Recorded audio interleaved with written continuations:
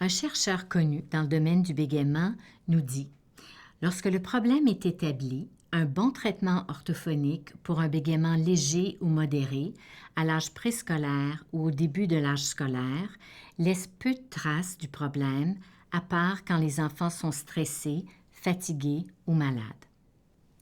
On sait qu'on réussit beaucoup mieux quand on intervient avant l'âge de 8 ans. Notre taux de succès est beaucoup plus élevé à ce moment-là.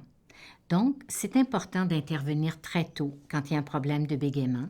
On peut même commencer à travailler avec un enfant dès l'âge de 3 ans. Chez l'enfant d'âge préscolaire, l'orthophoniste va travailler à travers le jeu et tenter d'instaurer la fluidité sans que l'enfant s'en rende compte. Elle peut travailler avec les parents pour leur montrer comment identifier les moments de bégaiement, comment réagir quand l'enfant bégaie et quand il est fluide. Par la suite, elle va demander aux parents de faire des pratiques à la maison pendant la semaine.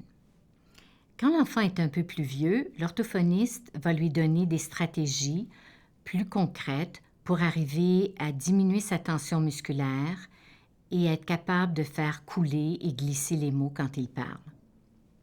Cette phase de thérapie peut durer entre 12 et 25 semaines chez l'enfant d'âge préscolaire et jusqu'à 6 mois avec l'enfant d'âge scolaire, parfois un peu plus longtemps. On sait qu'on peut passer à la prochaine phase de la thérapie qui est le maintien, quand l'enfant arrive à être fluide dans son quotidien, dans les situations de tous les jours et qu'il y a une stabilité qui s'instaure.